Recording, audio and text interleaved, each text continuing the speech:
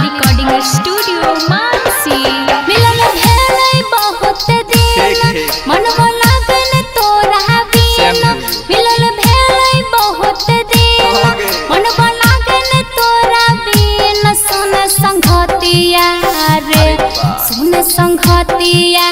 रे तभी छके रखी है खटिया मिलै ले आई बरतिया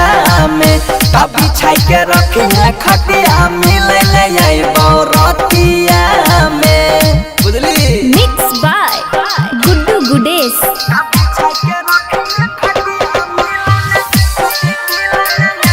बमकाली रिकॉर्डिंग स्टूडियो मानसी धाराबा में आई है नहीं देख ले तई मैया जान जैतो लोगवा तोरा कुइट देतो भैया ऐसन बात छै गे हम डरे न तोरा लगे छियो प्यार करै छियो त बोले डरे के कोन छै बात गे जिंदगी भर नहीं छोड़बौ गोरी हम तोहर साथ गे सुन सुन हमर सोना मिले खातिर बेचैन तू होना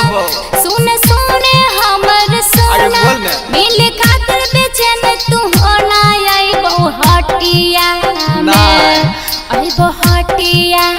में रखी है पीछा के खटिया मिले ले आई बरतिया में रखी है पीछा के खटिया मिले ले आई बरतिया में। मिक्स बाय गुड्डू गुडेश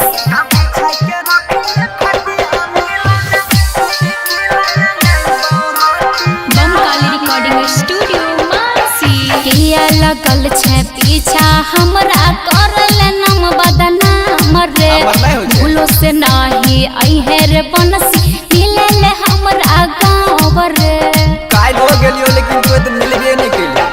तारा सही छै हमारा मनमा करल तोरा से भेट गे खोल के रखी है गोरी आई खुन अपन पीछा लगे टगे मन से करे छै रखवारी सुनो से होय जे तुम्हारा मारी मन से करे छै रखवारी सुनो से होय जे तुम्हारा मारी परवे विपतिया में परवे विपतिया में तो रखी है बिछा के खटिया मिले ले आई बरतिया